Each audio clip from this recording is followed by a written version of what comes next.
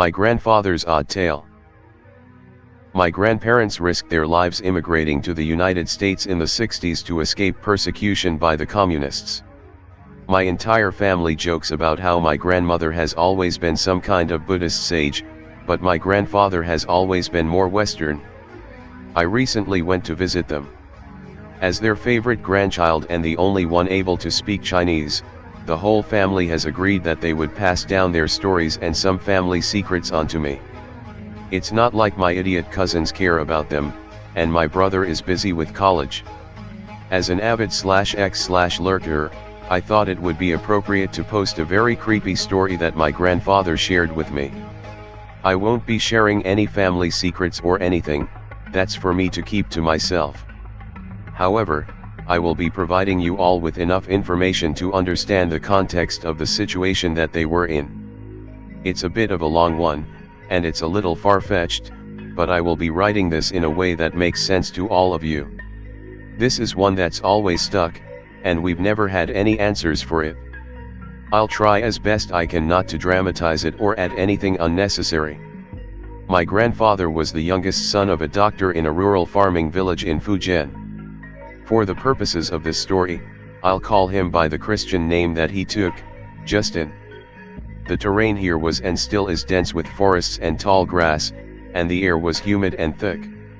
His village was tucked between several large hills and cupped between mountains that stretched upwards into great, green spires. This was a time of great political strife.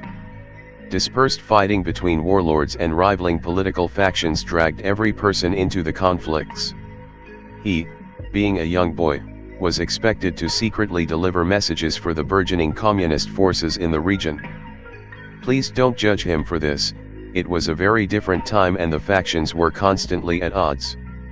He simply had to make certain choices. He would make the journey from his village to the neighboring village where older communist students and teachers had established a clandestine base of operations, which was probably about 15 or 20 kilometers out, by bicycle. This trek took him through perilous terrain on questionable trails over a swampy forest. He would often make these treks alone in the dead of night, but sometimes he would be accompanied by an older, teenage student for his own protection. We're going to call him Wang. Justin never really liked Wang. He was from a dirt-poor family of rice pickers and his only real goal in coming with him would be to have a chance at killing a tiger or a Republican soldier with his bamboo spear, which he waved around all the time. Even to young Justin, Wang seemed like a moronic child. He would bark orders at Justin and make too much noise, and he was always afraid that Wang would attract attention. Wang was essentially the old Chinese version of that kid in high school who always wore camo everywhere. On a very foggy evening, Justin was tasked with delivering a large, red envelope to the next town over, like he usually would be. He was not to open this envelope under penalty of death. The moon was dim that night and the teachers who tasked him with the transportation knew it would give him better cover. He met Wang at the edge of the forest as the sun set, his straw hat obscuring his pockmarked face. "What took you so long, Justin? You realize that this is a very important mission, yes? You have to remember to be on time." Justin rolled his eyes. There was no real set time, and he understood that every mission was very important. Because Wang had no bicycle, so they had to make this trek on foot to stay together. Tonight, unlike usual, Wang took the lead since he was the only one with a lantern. It acted kind of like a flashlight because of the glass opening at the front, but that didn't do much to cut through the fog. Justin needed to keep telling him which roads to take and where to swap off onto new roads that weren't entirely visible, to which Wang would dismiss with "Yeah, I knew that," or "Right, just as comrade she told me." All of his barking began to annoy Justin, but he didn't want him to swing that spear at him, so he just shut up about it. While the first few kilometers of trail were relatively flat and easily accessible, they had to dismount the trail and cut left through the swampy areas of the forest to avoid bandits or soldiers. The sun had completely set by this point, and Justin was now thankful that Wang had brought his lantern. Still, the fog obscured their view of anything around them, and the dense grass did nothing to help them. Several times, Justin heard what sounded like 2 or 3 people marching around a few meters behind them. Wang also heard this, and they kept quiet as they made their way through. The padding of footsteps against the rocky ground was unnerving. It clearly sounded like several men marching all together alongside them at once, like they were being stalked by a party of soldiers in a line. They increased their pace. Wang decided to stop for a moment to look around just in front of a small ravine that sunk into a babbling stream. Justin noticed that when they stopped, the footsteps behind them marched around in circles for a moment. Then, he heard a shallow thump noise, like someone had dropped an incredibly heavy bag. Wang signaled for Justin to go into the ravine. As he turned around to climb down, Wang directed his lantern toward the forest behind them. Ramrod still, Wang drew his breath and suddenly began yelling and pounding his chest at the brush. He pointed his spear and fell silent again. The two of them heard not just 2 or 4, but several legs stomp on the ground and prance backwards. They heard a large mass whip through the grass like wind, and all of a sudden it was gone. Wang began laughing and loudly congratulating himself as they made their way downhill along the stream, but Justin knew better because from behind them, he could still hear distant pattering. "Look, Justin. Did you see that? Could you see? I'm like a real hero. There'll be beautiful girls singing songs about me one day. You, too, of course. We're tiger hunters out here." Just as Wang was getting back on track down the ravine, the two of them spun around as a long, exaggerated moan came from the dense forest behind them. It sounded like an abnormally large tiger, and they could hear birds fluttering away from every tree the sound touched. Grandfather recalls knowing immediately that it wasn't a tiger. It sounded like one, but gurgled and distorted. He could only compare them to the helicopters he had heard much later in his life in America, except with a bellowing roar beneath it broken up by each gurgle. The roar trailed off into odd, high-pitched squealing notes, a bit like the whine of cicadas, but more concise and random. The same prattling sound pranced toward them, this time with multiple stomps hitting the ground at a quicker interval. They heard it pouncing around the brush just above them, flanking their right side. Immediately, Justin pulled Wang and told him to run. They sprinted down the stream, all the while listening to the multitude of stomping that was keeping pace with them along their right flank just above them on what sounded like dozens of feet blasting into the dirt with each prance. Justin could hear low, loud panting coming from whatever was following them in tandem with each jump that it made, like a running ox. Eventually, they slid under a giant, fallen tree, and the stream let off into a wide grove of flat greenery surrounding a large pond. Lotus flowers and water lilies bloomed out from the center of the grove, which Justin knew was not far from the next town. Wang panicked and spun around, and the two of them could see the silhouette of what looked like a tiger atop the fallen tree trunk, just a few meters away from them. At first, Wang shouted that it was a tiger, but then started shouting that it was a dragon. Its body was at least 3 times as long as any tiger they'd seen, and it was moving on 3 or 4 pairs of long, muscular legs, which was followed by a long, undulating segment of its body resembling a crocodile tail. The beast moved gracefully, almost like a fish, undulating up and down with every movement all the way to its tail.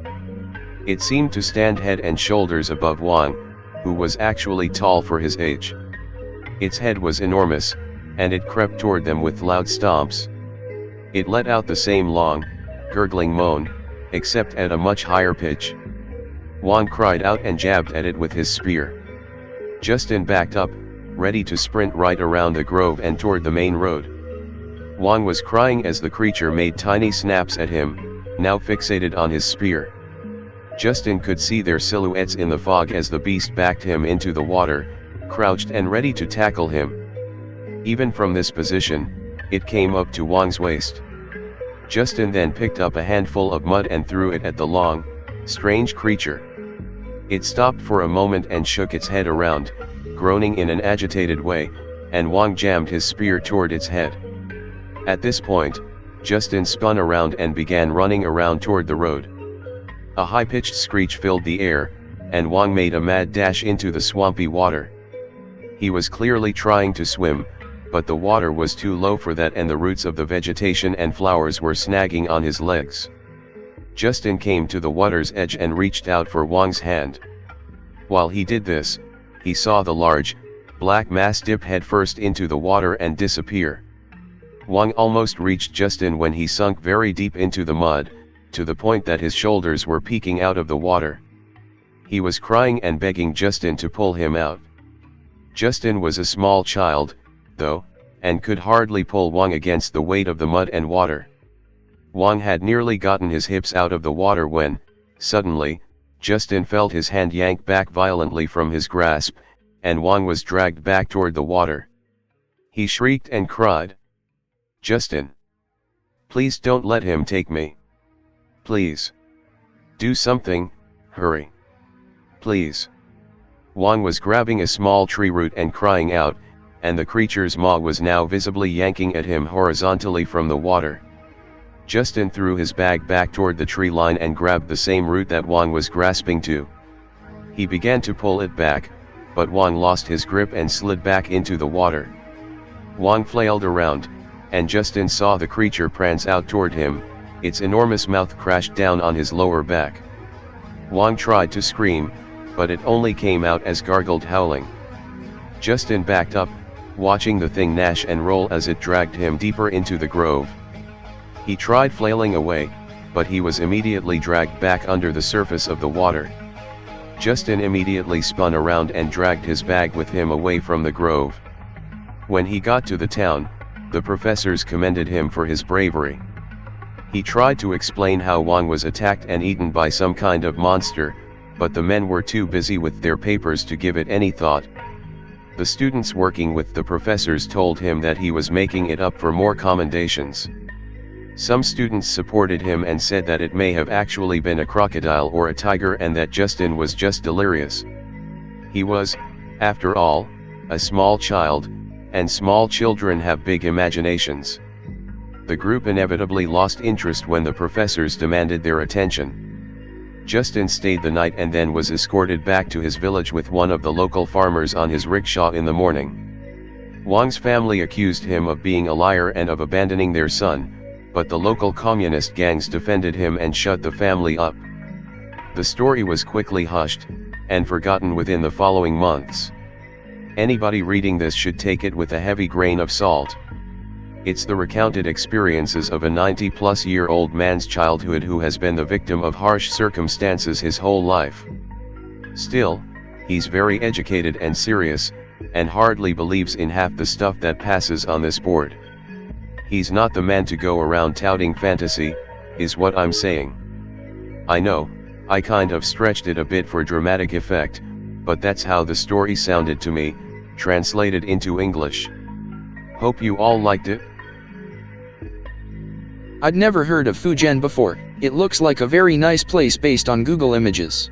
Interesting story, too. I don't remember ever hearing of a serious modern Asian dragon sighting before. I really doubt it was a dragon, they were backwards farm people. Still, tigers and crocodiles were very much present in the region until recently. I can imagine a malformed crocodile or something like that. Interesting story, kind of sounds like they were attacked by some kind of chimera, don't know why, but this reminded me of Nu, a Japanese demon, but then again many Asian mythological beings are similar to each other. I'll need to look up what a Nu is, but he was adamant about how it pranced around like some kind of tiger and how it was black and scaly. Used the word for lizard a lot. Now that I think about it, he may have been trying to tell me that it was a dragon, but he didn't use the word dragon.